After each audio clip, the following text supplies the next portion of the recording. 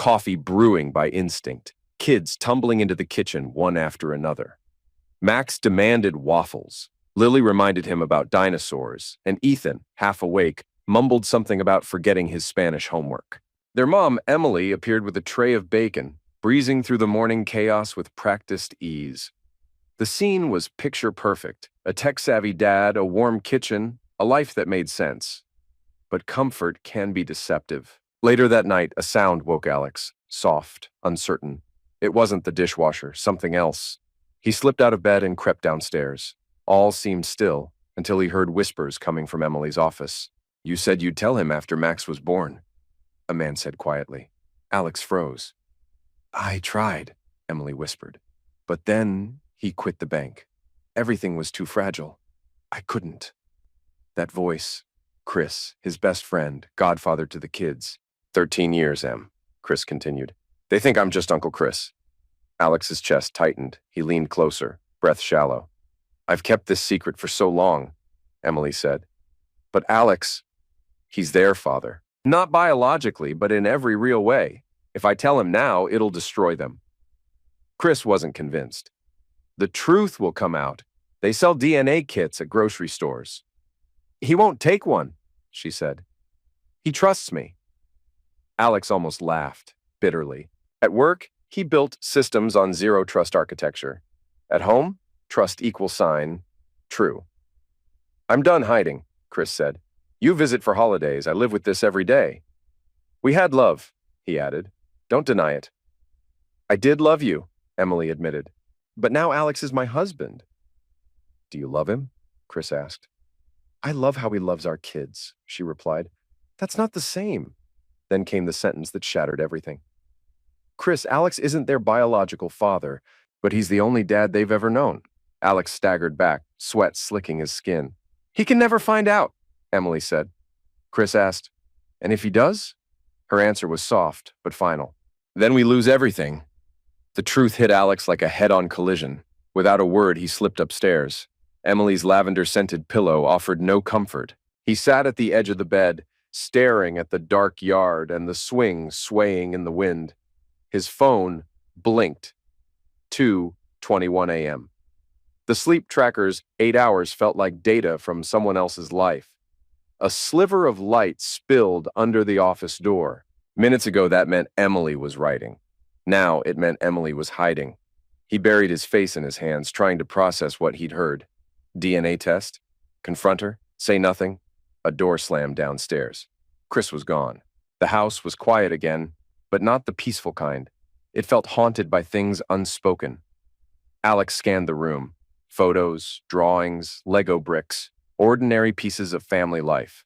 Now, clues in a lie he hadn't even known existed. That Niagara photo. Him holding the camera, Chris pressing the shutter. Not the time, he whispered to himself.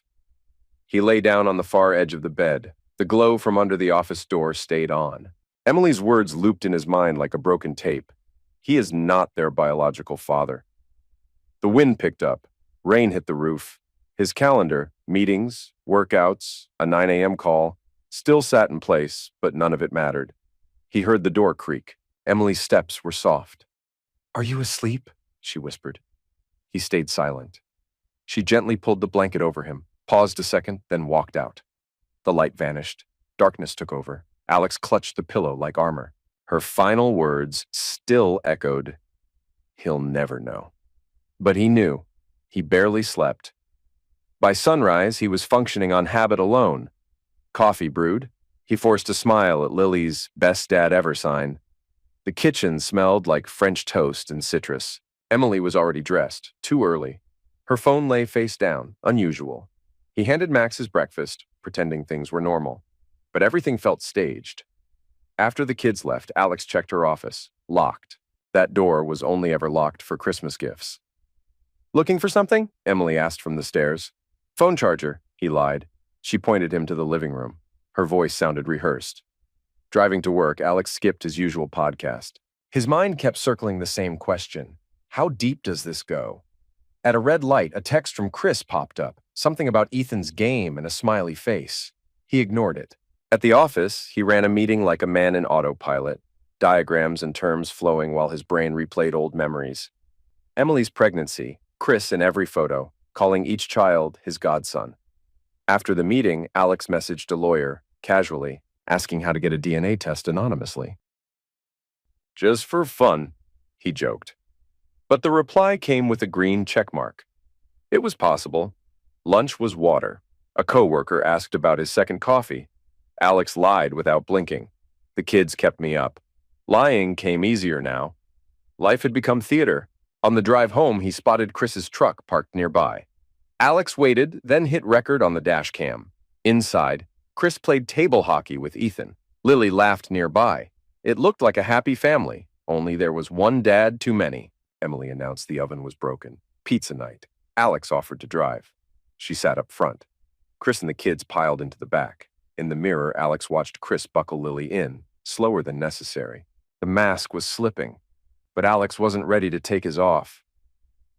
In the pizza place parking lot, Alex forgot his wallet. Chris stayed in the car while Alex lingered at the curb, casually asking, "How have you been?" Chris shrugged. "Planes, projects. I'm flying to Austin tomorrow." "The kids will miss you," Alex said flatly. Chris chuckled, almost too quickly. "I'm not around that much." The line sounded rehearsed. That night, after the kids were in bed, Alex said he was going to shower. Instead, he slipped into Emily's office. The lock code, Ethan's birthday, came to him without thinking. Top drawer, pens and paper. Second drawer, a thick envelope, no label. Inside, Fairfield Genetic Services paperwork, dated to Emily's first pregnancy. The father field had been blacked out, but under a lamp, a name bled through, Hall. He took photos, slid everything back in place. As he stepped out, Emily called from the hallway. "Just checking the printer paper," he said casually. She stared a moment too long before nodding. Alex returned to the living room and sat with his laptop, not to code, but to document. A list. Whispers at 2 a.m., a locked office, upside-down phone, Chris knowing the kids' schedules too well, that envelope. He saved the file to the cloud, just in case. Sleep never came. He kept replaying what he saw. Maybe he imagined it. Maybe the name wasn't real. Maybe nothing meant anything. But each time doubt crept in, one image cut through. Chris, gently patting Ethan's shoulder in the car like it was second nature. By morning, Alex was in the kitchen lining up 2 glasses, one with cold coffee, the other with water and ice. Same weight. For some reason, that irritated him. Memories flooded back. San Francisco, 2009. The smell of burnt plastic and cheap pizza in a co-working space. He'd been panicking over a frozen terminal when a calm voice said, "Your FFmpeg crashed." A girl in a Google Summer of Code shirt leaned in, ran her finger across the error log, and added, "Lower the bitrate." The demo worked. They took second place. He didn't care. He only saw her, Emily Fourneau from Chicago. After the event, they skipped dinner and got coffee instead. They argued about Python, movie trilogies, and noir-sounding last names. By midnight, they had missed the last tram. He walked her to campus, then rode back in a cab, whispering her name to himself. A month later, he came home with a diploma and startup dreams. His mother, Susan, took one look and said, "You've lost weight. They don't feed you out west?" Dinner turned into a status report. She rattled off names of successful cousins and family friends, each story punctuated by a sharp glance at him. "Compare," she said. "Startups aren't stable." His dad hid behind the newspaper as always. Alex had hoped to introduce Emily to his parents without pressure, but on Christmas Day, 2009, the tone was set at dinner. Susan, smiling, asked, "What are your plans after graduation?" "Seeking funding," Emily answered calmly. "Any major investors?" "Not yet." "Will your parents help?" "My mom's a nurse. My dad passed." Susan nodded like she was making a note. "No guarantees. That's brave." Emily didn't flinch. "Some guarantees are paper, others are real. I prefer the latter." Later, Alex heard his parents whispering in the kitchen. His mom insisted he needed someone solid. His dad muttered something about love not being a balance sheet.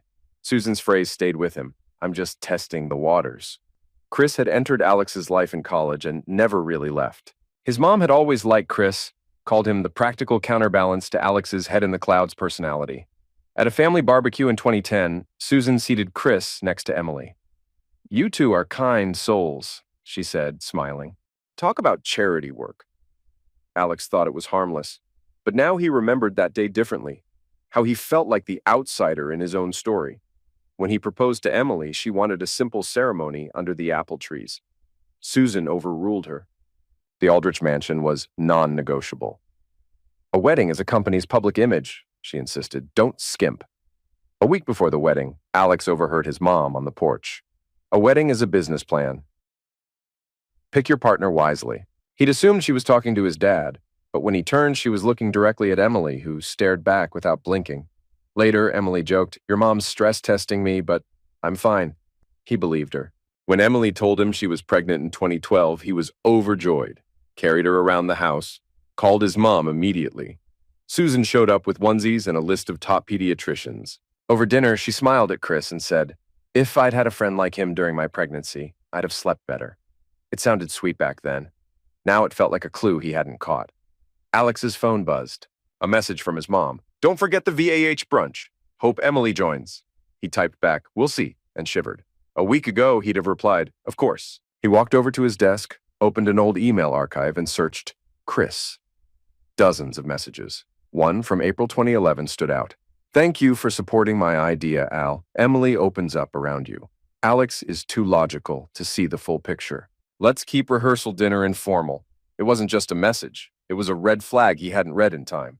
Buried in another email from his mother was a quiet bomb. She'd encouraged Chris to be there for Emily if she ever faltered, reassuring him that Alex, reliable as always, would play his part. It wasn't advice. It was strategy. Then came the final hit. 2 weeks before the wedding, room 414 is reserved. Discretion matters. He trusts you. Alex froze. The words blurred. His hands trembled. "She set me up," he whispered. The room felt thick, suffocating. He shut the laptop, opened a blank document, and titled it like an engineer. Written_root cause analysis. Bullet points followed. Dates, messages, motives. His mother's control. Chris's ego. Emily's ambition. He backed up the file, saved a copy to a flash drive, and stashed it in a Lego box like it was contraband. It was 2:40 p.m. time to pick up Max. The route was familiar, but Alex no longer felt like himself in the driver's seat of his life. He glanced at the "Best Dad Ever" sign taped to a shelf and tapped it, testing the glue, testing what still held. His father's old line echoed, "Keep an open heart, but build your own walls." It once felt quaint. Now it sounded like armor. He took the DNA test kit from the drawer, slipped it into his coat, and turned off the lights. He wouldn't confront anyone. Yet. Numbers first. Truth second. Then, whatever was left could burn. He closed the door behind him, leaving behind a house that now felt like a stage set for someone else's drama. The next morning came early. Coffee kept his hands busy, but his thoughts were still broken. His marriage had cracked on one side, his oldest friendship on the other. All that remained was cold clarity. For once, he worked at the desk in his home office. The chair was stiff, the laptop warm. His mind drifted backward. Chris Holton, the loudest guy on campus, rugby bruises, computer viruses, the life of every party. Everyone loved him. He lit up rooms, but behind the glow was mess. Late homework, traffic tickets, missed deadlines that he spun into firework finales. "Reliability is a spare tire," Chris used to say. The line got laughs until group projects added escape clauses to keep him from sinking the ship. Alex remembered one specific betrayal. In 2010, they pitched a startup at an incubator. Alex built the algorithm, Chris handled the pitch. At the last minute, Chris added a flashy PR budget that blindsided the panel. They lost the grant. Afterward, in the rain on Wahlberg Street, Alex confronted him. "Why did you change the numbers?" Chris waved it off. "You handle details. I see the big picture, no noise, no traction." They had a whiskey. Alex let it go. Looking back, it wasn't youthful recklessness. It was a pattern. Another memory surfaced. San Diego, 2011. He and Emily were at a conference. Alex caught a fever and crashed early. Emily tucked him in and went out. She came back late, smelling of sea air and spice. "Dinner with the gamification team," she'd said. The next morning, Chris texted, "San Diego rocks. Loved your tip about fish tacos." At the time, it seemed like coincidence. Now, it didn't. Alex logged into the telecom provider dashboard. 5 family numbers appeared. His, Emily's, the kids' tablets, and an old SIM he once gave Chris just for a project. The card was technically inactive, but 2 weeks ago, between midnight and 1 a.m., it had sent nonstop texts to Emily every 3 to 5 minutes. He checked the location history. The sender's tower, 1 mile from their house. Same night, Emily claimed to be writing an article. The evidence was stacking up fast. He downloaded the data, encrypted it, and stored it deep inside a password-protected folder. Later that day, after dropping Lily off at school, Alex scanned through the family cloud, filtering for photos taken on Chris's camera. He knew Chris often uploaded them into the shared album. At first glance, they were harmless: barbecues, school plays, sports games. But the metadata told a different story. One Thanksgiving photo said it was taken in Long Island, miles from where they hosted dinner. Misfiled or intentionally misdated? Another showed Emily at a baseball game with the kids. Alex had been buying hot dogs. In the reflection of the food truck window, barely visible, Chris smiling. A woman's hand gently tucked his hair behind his ear. Alex zoomed in. The nail polish was coral pink. Emily usually wore clear. But a week earlier, she'd come home from the salon laughing about trying something new. That wasn't just a hand, that was another piece of the truth. That evening, the house was buzzing. Cartoons on the TV, Max with his fidget spinner, Emily slicing fruit in the kitchen. From the outside, everything looked picture perfect. Alex noticed the thick, leather-bound photo album on the couch, Emily's annual Christmas tradition. He sat down and flipped through the pages. Chris was in almost every shot, as godfather, coach, Santa.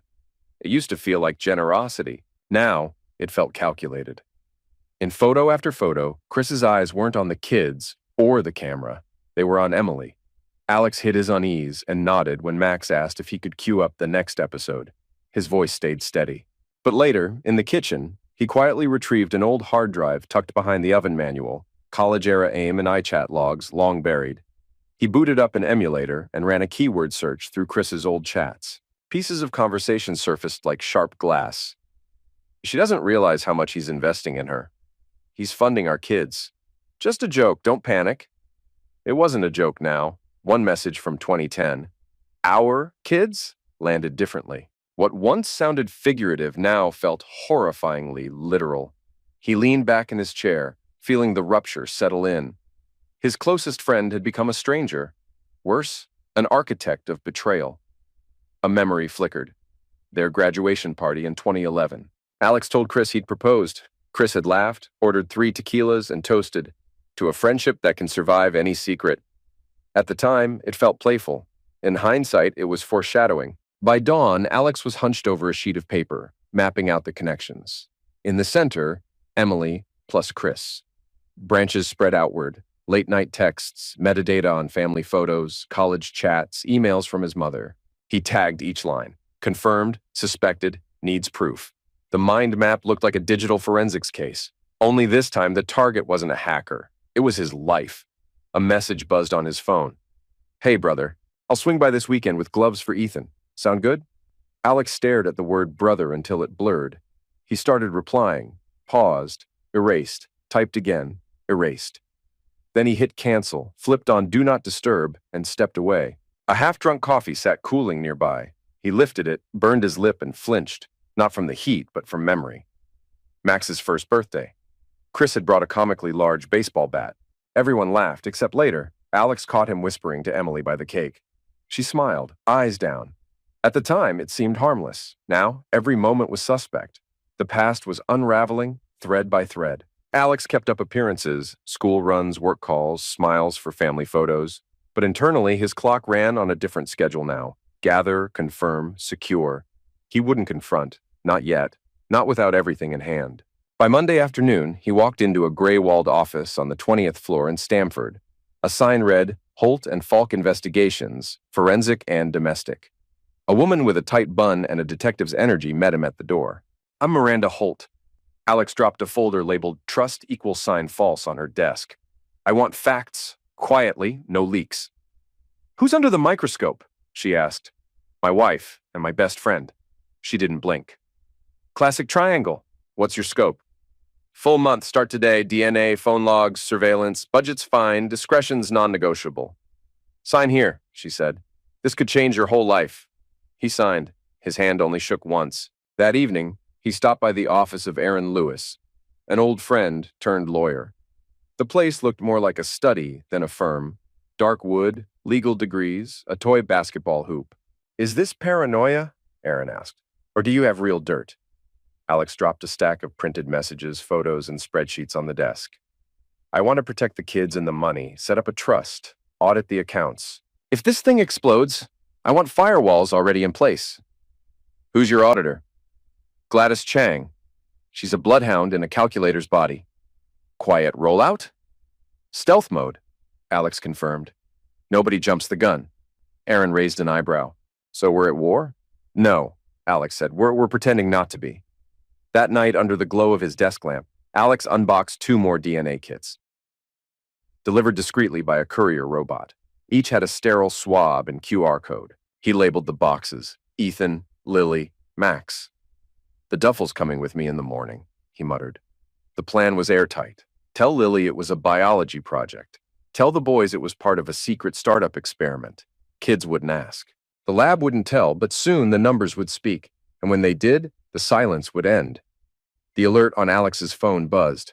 2 files from Miranda. One was a geolocation log showing a pattern. Chris's truck visiting the same remote ranch 4 times in 2 weeks. Half an hour after each visit, Emily's white Audi pulled up to the gate. The second file? Photos. Clear enough to identify them both. Alex encrypted the image and tucked it into a locked folder. A 16-character password secured it, just in case. The next morning felt normal. Emily was cooking, Max was sketching robots, and Lily chatted about the school fair. Alex quietly slid DNA test kits into their backpacks. What's this? Ethan asked. Science class preview, Alex replied with a casual grin.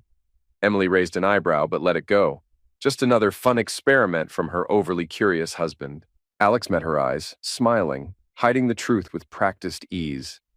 Later, in a glass conference room at work, Alex signed off on a delayed product release while texting his forensic accountant under the table. Fidelity dividends are rerouted to Emily's shadow account. $23K annually, Gladys wrote, tracing all unlogged transfers. Another message followed. Samples received, labeled A, B, C, Emily's Audi back at the ranch. 2 figures spotted. And then, Chris's cloud account? Paid for with your mom's credit card. Alex slammed his laptop shut. A coworker glanced over. He faked a yawn. Crunch time. No sleep. That night smelled like pizza. The kids were laughing at TikToks. Emily handed him an unmarked envelope. Yours? Probably a fun statement, he shrugged, slipping it into his pocket. Later, alone, he opened it. Inside was a flash drive from his lawyer with a proposed asset split. 60% for the kids, 20% in reserves, 20% liquid. A note read, "Click when you're ready to stop hiding." He locked the drive in the safe and added the key to the chain with his wedding ring. The metal clicked coldly. More intel arrived. Drone footage revealed a playground at the ranch, identical to theirs. Same swing set, same slide, same logo. Why recreate it? Alex asked. People need decoys, Miranda replied. If Susan paid for it too, that's your checkmate.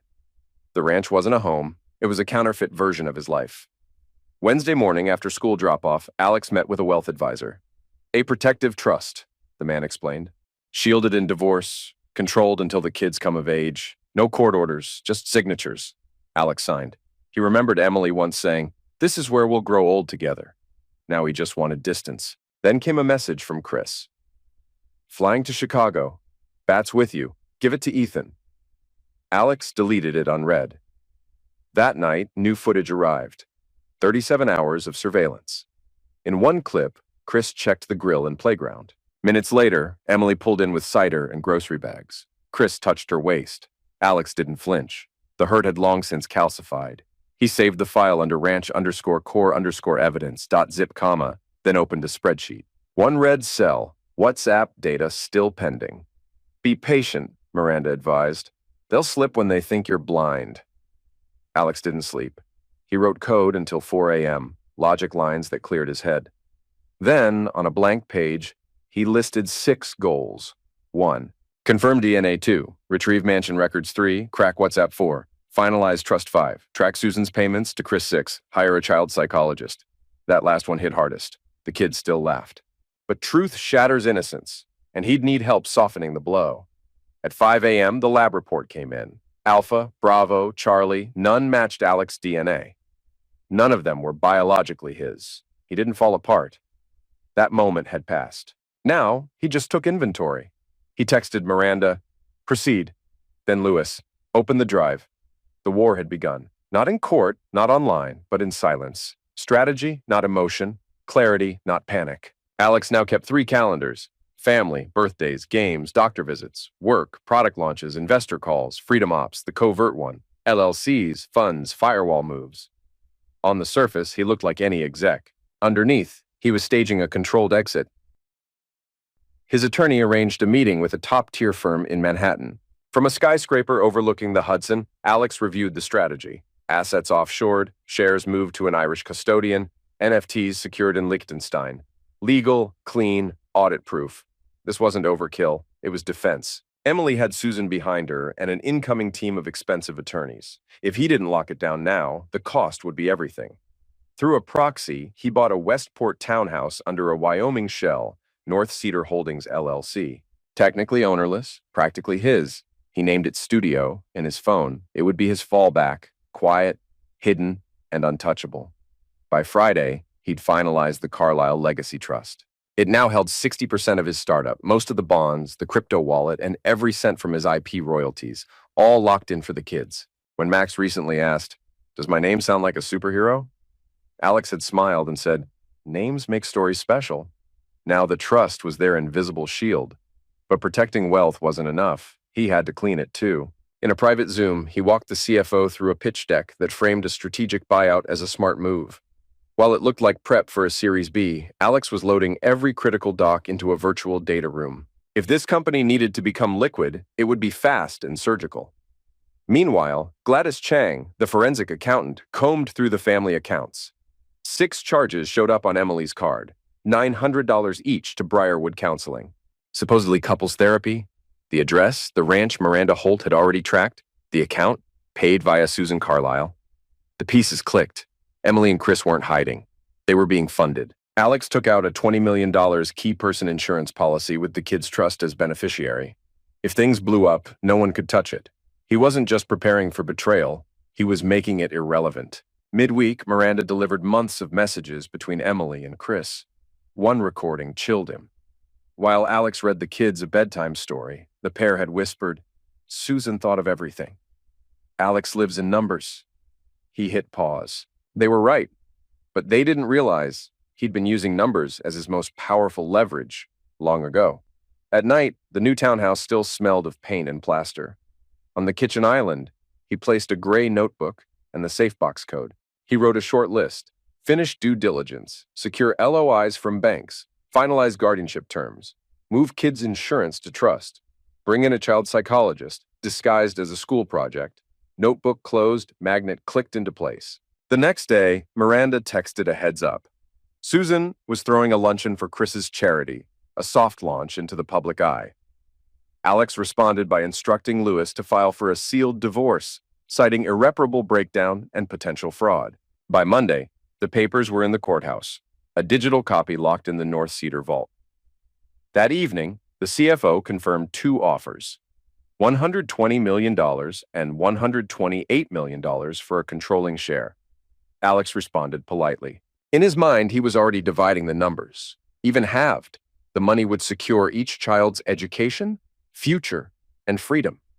Just knowing it was real brought oxygen. That night, standing by the window with the city glowing beneath him, Alex thought of what was next. He'd soon give Miranda his cloud passphrase. The psychologist's report would follow. Then, the first closed hearing. Yet everything at home would appear untouched. Pancakes, school drop-offs, laughs over breakfast. But beneath that surface now lived a hidden fortress. Trusts, shell companies, encrypted logs. The only word etched inside its walls: freedom. By Thanksgiving, the air smelled like wet leaves and chimney smoke. Alex set the turkey down, checking that the cutlery aligned. 3 forks left, knife and spoon right. 3 candles burned low. Between them, white envelopes sealed with dark blue wax, one for every adult. The front door burst open. Max raced in, waving a perfect acorn. Lily carried her dinosaur book. Ethan held a signed baseball. Emily entered with Susan and Mark. He, expressionless. She, all smiles. "The turkey's perfect," Emily said, breathing in the aroma. She noticed the envelopes, but didn't ask. "We'll open them after the toast," Alex said, calm and even. Chris arrived 10 minutes late. His pickup's low hum rolled into the driveway. He walked in with a box of wine and another bouquet of rosemary. "Happy Thanksgiving, family," he said, aiming for charm as he stepped toward Emily. Alex intercepted the box. "Thanks," he said coolly. "Wine goes on the sideboard." Chris hesitated, smiled, then slid into his seat between Lily and Mark. His envelope sat in front of him. He glanced at it once, then looked away. Dinner was quiet as everyone took their seats.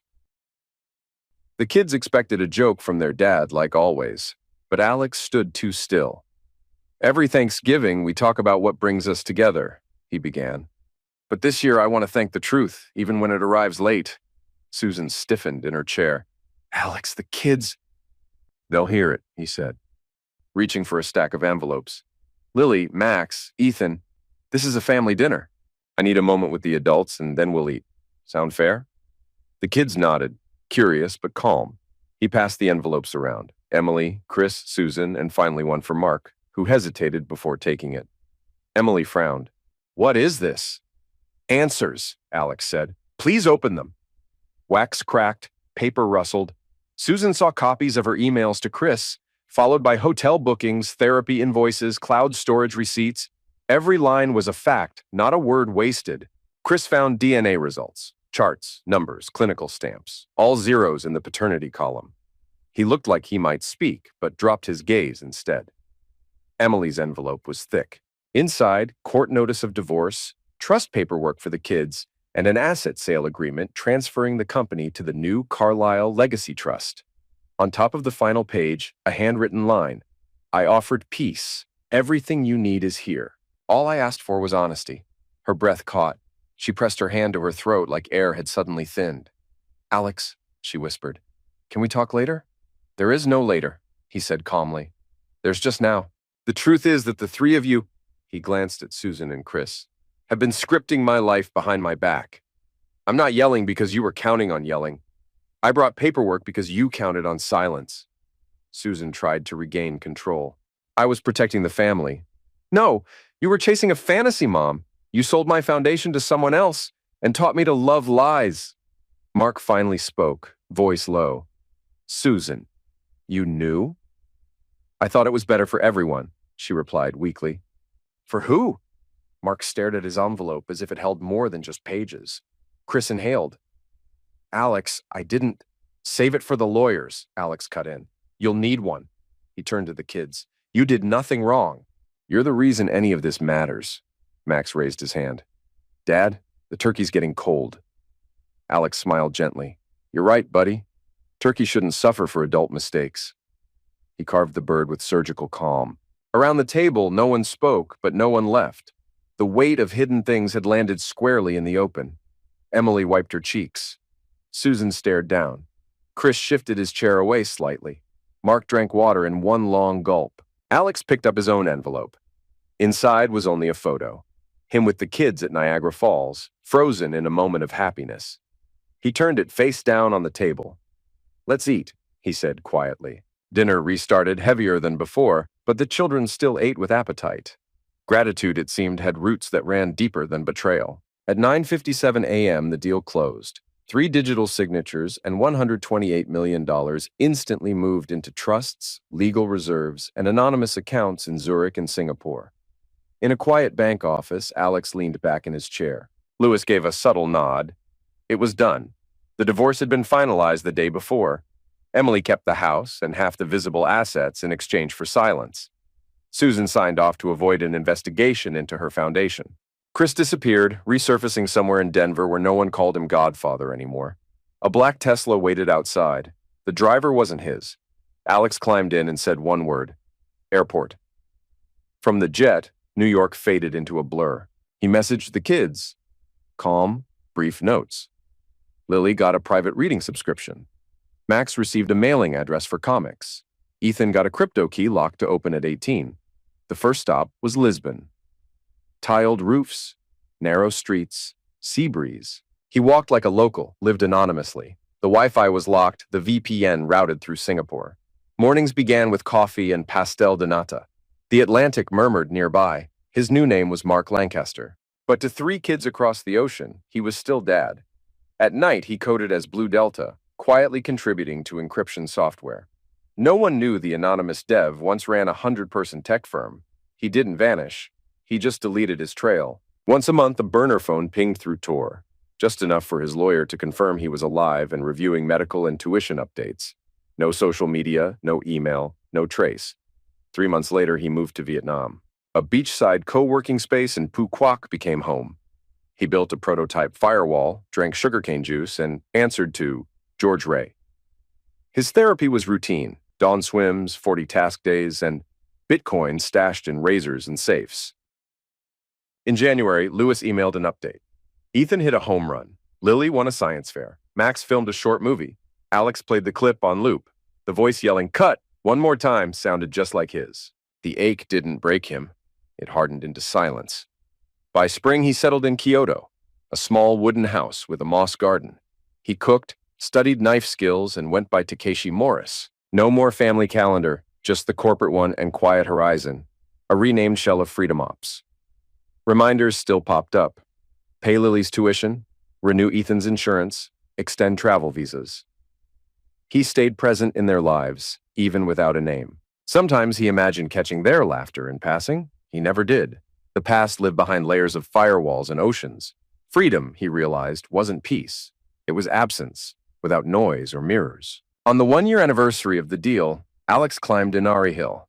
Kyoto spread out like origami below. On a wooden tablet, he wrote, "May those I love live more honestly than I did." He hung it with a steady hand. The old dinners, envelopes, and silences drifted further away. The scent of burning pine replaced regret. There would be no rewinding, just clarity.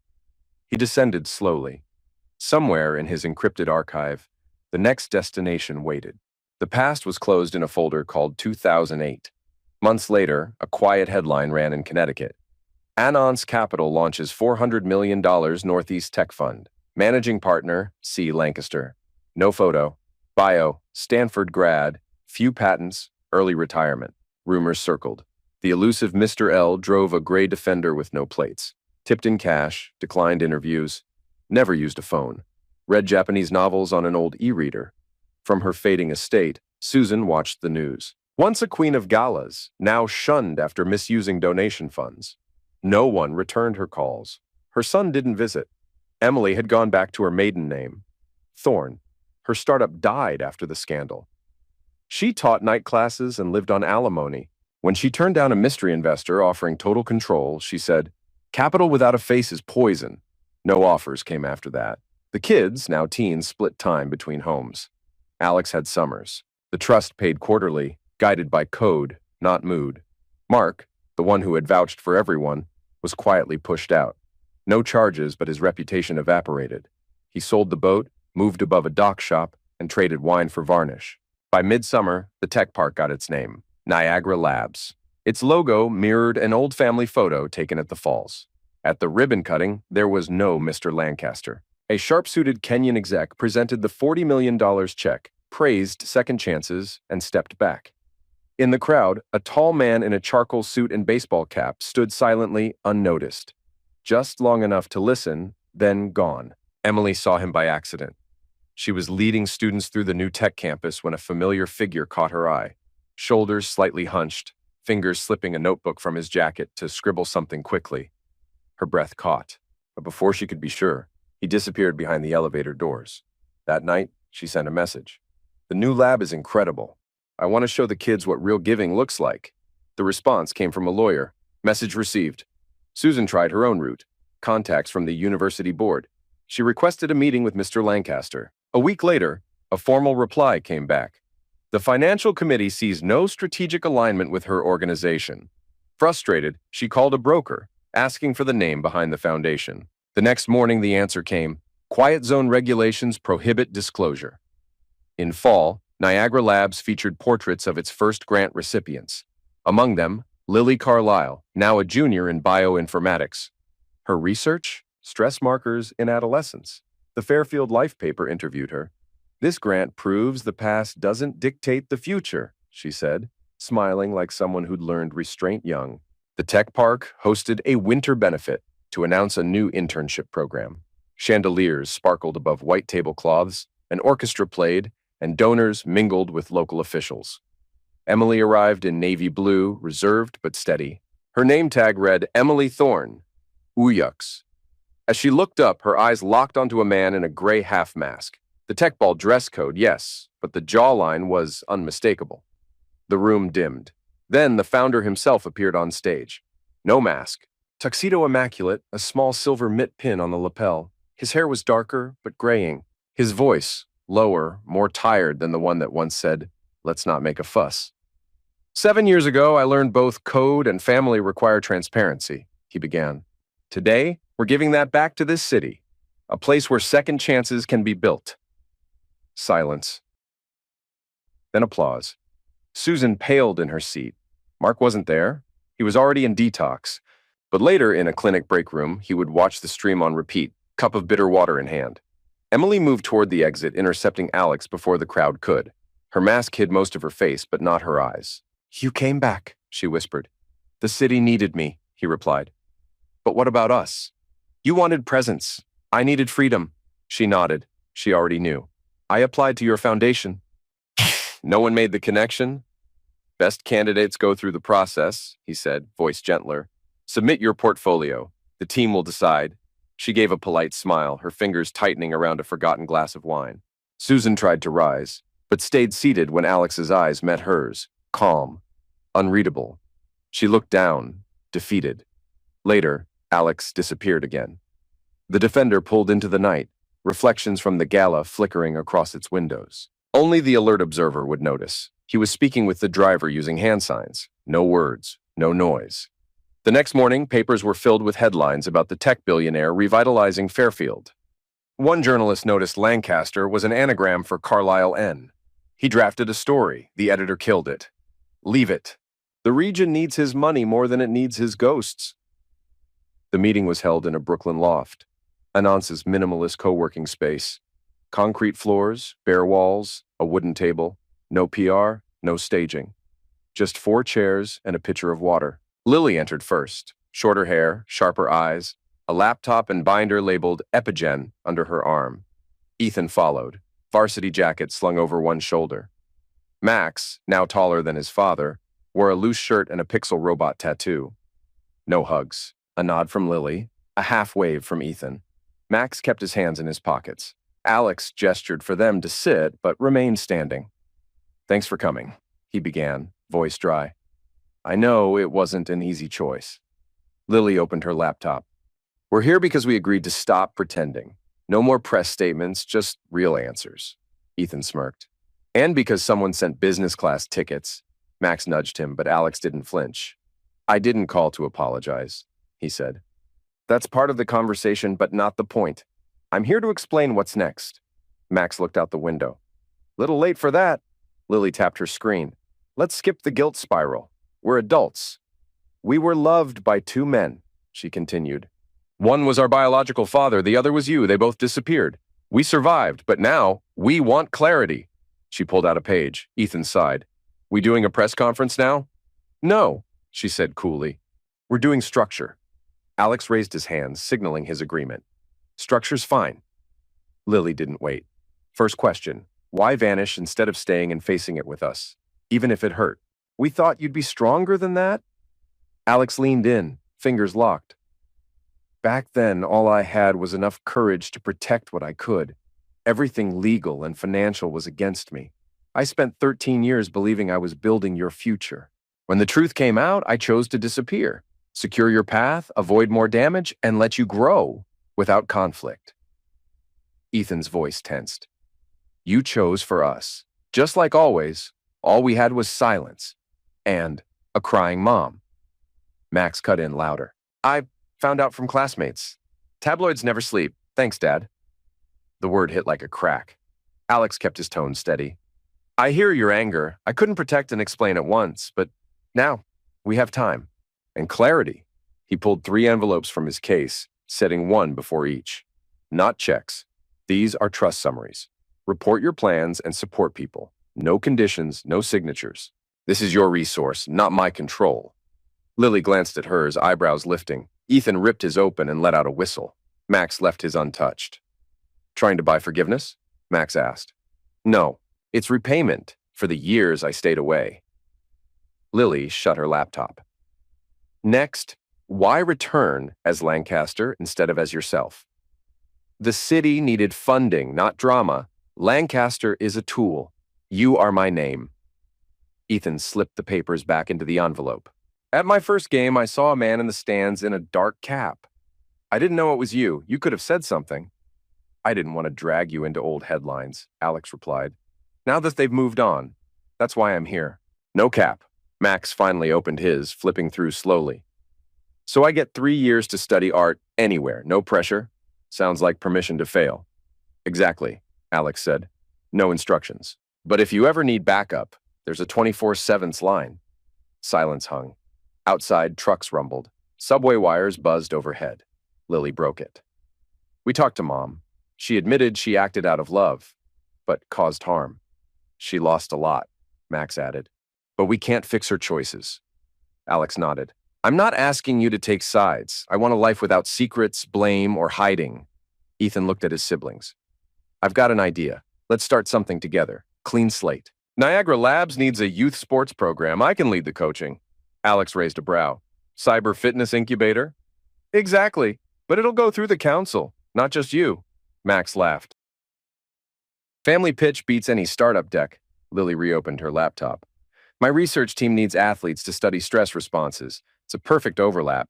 The brothers clapped. Lily rolled her eyes, smiling anyway. Alex watched them, unfolding again after years of silence. If we're starting fresh, how about burgers? I remember fights over who could eat the most fries. Ethan stood and stretched. New challenge. No smart rings, though. Don't want my vitals showing up in Lily's charts. Coward, she said. I'm bringing my laptop, just in case brilliance strikes. I just want food, Max added. No trauma attached. They headed to the door. Alex followed, watching their movements. Lily debating, Ethan grinning, Max joking about sauces. It didn't feel like closure. More like the first page of a new chapter, unedited, unfiltered. At the door, Lily turned. Dad, she said, not cold, not formal. Thanks for showing up. Paper matters, but eyes matter more. Alex nodded. Thanks for letting me try. The street buzzed around them. The elevator thumped like a period, but the sentence went on. Later, Alex invited them to his new place near Westport. Simple setup.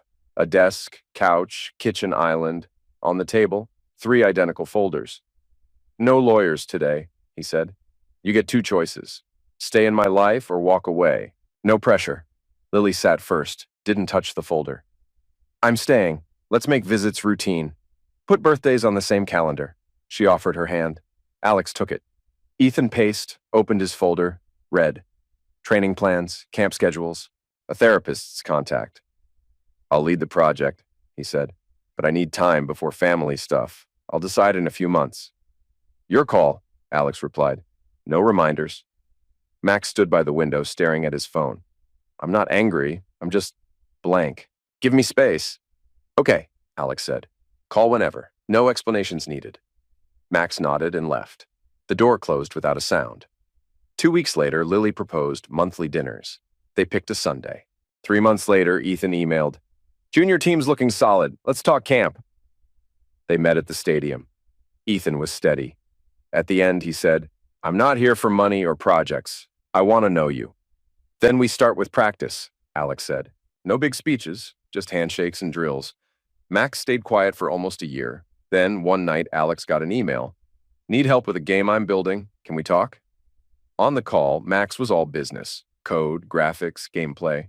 Before hanging up, he said, Thanks, Dad. Calm. No edge. Always here, Alex replied.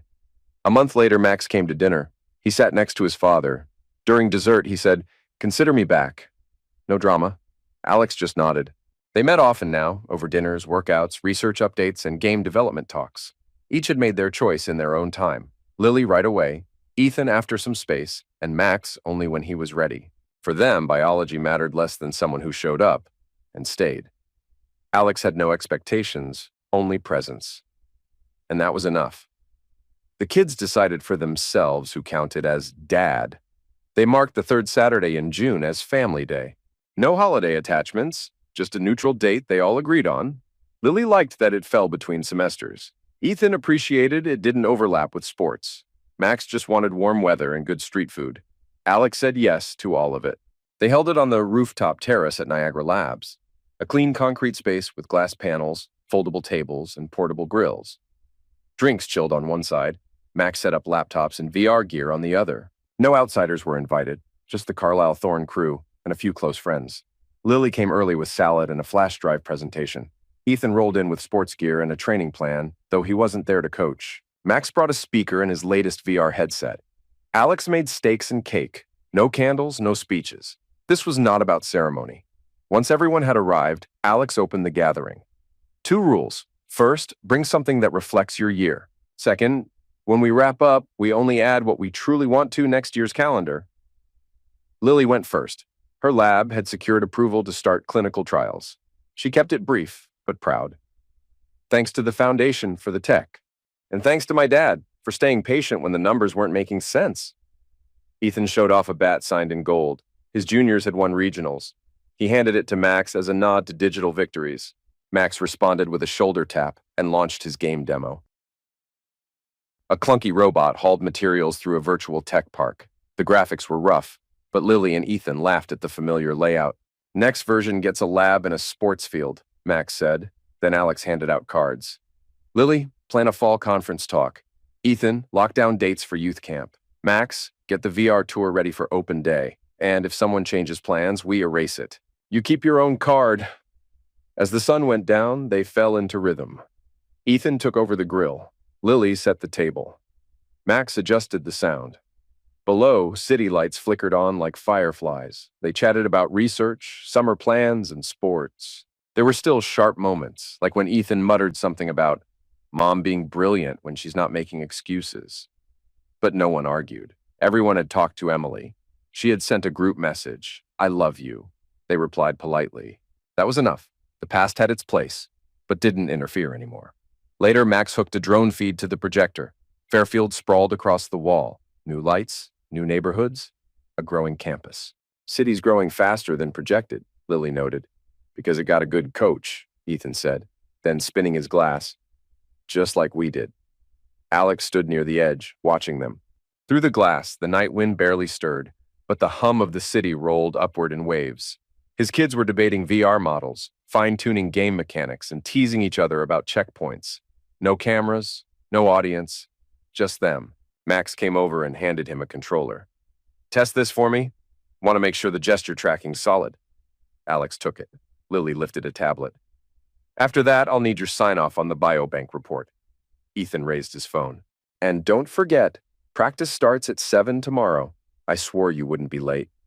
Alex looked at each of them. No big declarations were needed. This was it, belonging by proof of presence. He stepped back and took in the drone's view. The city was still rising. Nice view, Ethan said. Even better company, Alex answered. He moved the controller.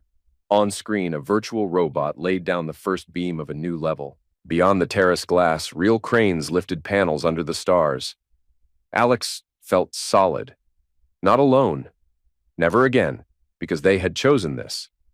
Chosen him. The evening wound down with simple things. VR tweaks, report signatures, training schedules. But under it all was something lasting. Evidence that freedom and connection don't cancel each other out.